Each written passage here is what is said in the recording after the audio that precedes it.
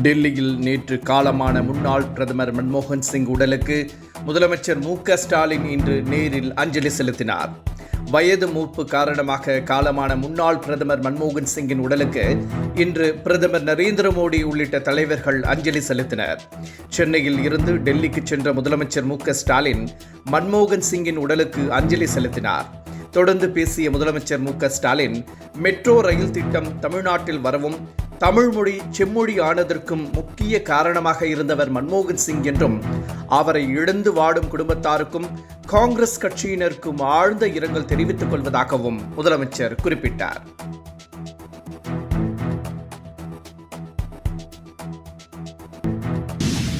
திமுக ஆட்சியை அகற்றும் வரை காலில் செருப்பு போடுவதில்லை என கூறிய அண்ணாமலைக்கு திமுக அமைப்பு செயலாளர் ஆர்.எஸ். பாரதி பதிலடி கொடுத்துள்ளார். இனி அண்ணாமலை காலில் செருப்பு போடவே முடியாது என தெரிவித்த அவர், அண்ணா பல்கலைக்கழக நிகழ்வை எதிர்க்கட்சிகள் அரசியலாக்குவதாகவும் குறிப்பிட்டார். அண்ணாமலை சாட்டையால் அடித்துக் கொண்ட போராட்டம் கேலி கூத்தானது என்றும், மாநிலத்தில் நிலவும் பிரச்சினைக்கெல்லாம் சவுக்கால் அடித்துக் கொண்டால் ஒவ்வொரு நாளும் இப்படியே செய்து கொண்டிருக்க வேண்டும் என்றும் ஆர்.எஸ். பாரதி விமர்சித்துள்ளார்.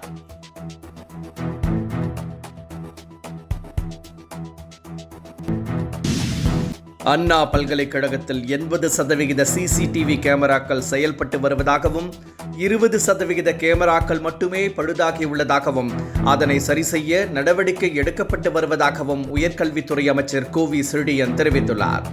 மாணவி மீது பாலியல் தாக்குதல் நடத்தப்பட்ட சம்பவத்தில் கைதாகியுள்ள ஞானசேகரனின் மனைவி அண்ணா பல்கலைக்கழகத்தில் பணியாற்றி வருவதாகவும், அவரை விடவும் அழைத்துச் செல்லவும் அடிக்கடி ஞானசேகரன் பல்கலைக்கழக வளாகத்திற்கு வந்ததாகவும், இந்த வன்கொடுமை சம்பவம் துரதிர்ஷ்டவசமானது என்றும் அமைச்சர் கோவி செழியன் தெரிவித்துள்ளார்.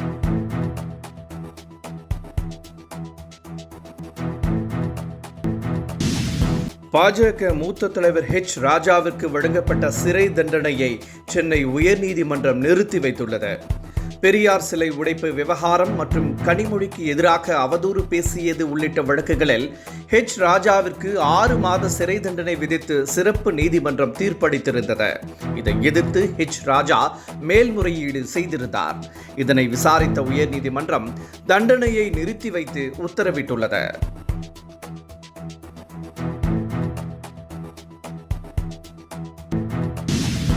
வங்கக்கடலில் புதிதாக குறைந்த காற்றழுத்த தாழ்வு பகுதி உருவாக வாய்ப்புள்ளதாக வானிலை ஆய்வு மையம் அறிவித்துள்ளது. இதன் காரணமாக நாளை ஓரிரு இடங்களில் லேசானது முதல் மிதமானது வரை மழை பெய்ய வாய்ப்புள்ளதாகவும், 29 மற்றும் 30ஆம் தேதிகளில் தமிழகத்தின் ஒரு சில இடங்களில் மிதமான மழை பெய்ய வாய்ப்புள்ளதாகவும், அதிகாலை வேளையில் ஒரு சில இடங்களில் லேசான பனிமூட்டம் இருக்கும் என்றும் வானிலை ஆய்வு மையம் கணித்துள்ளது.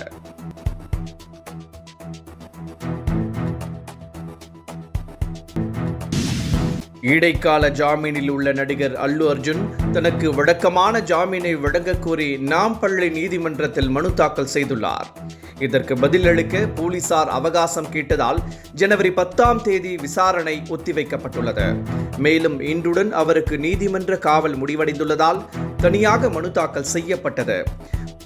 புஷ்பா 2 ரிலீஸின் போது கூட்ட நெரிசலில் சிக்கி பெண் ஒருவர் உயிரிழந்த சம்பவம் தொடர்பாக அல்லு அர்ஜுன் 4 வார கால இடைக்கால ஜாமீனில் உள்ளார்.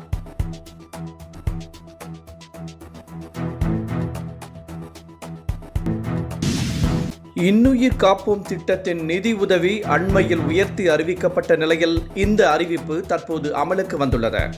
சாலை விபத்தில் சிக்கும் நபர்களை உடனடியாக மீட்டு அருகில் உள்ள அரசு மற்றும் தனியார் மருத்துவமனைகளில் வைத்து சிகிச்சை அளிக்கப்பட்டு வருகிறது. இதற்காக அரசு சேவை கட்டணமாக 1 லட்சம் ரூபாய் வழங்கப்பட்டுள்ள நிலையில் அது 2 லட்சம் ரூபாயாக உயர்த்தப்பட்டுள்ளது. இந்த திட்டம் மாநிலத்தில் உள்ள 721 மருத்துவமனைகளில் அமலுக்கு வந்துள்ளது.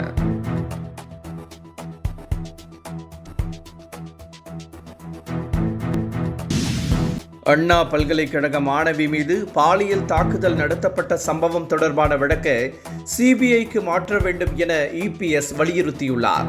காவல் ஆணையர் சொல்லும் தகவலுக்கும் உயர்கல்வித்துறை அமைச்சர் சொல்லும் விளக்கங்களுக்கும் முரண்பாடு உள்ளதாகவும், எனவே இதில் சந்தேகம் ஏற்படுவதாகவும் இபிஎஸ் தெரிவித்துள்ளார். சிபிஐ விசாரணை நடத்தினால் உண்மைகள் வெளியாகும் என்றும் இபிஎஸ் கருத்து தெரிவித்துள்ளார்.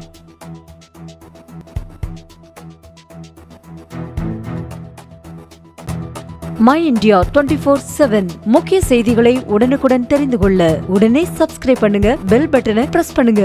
என்றும் உங்களுடன் மை இந்தியா.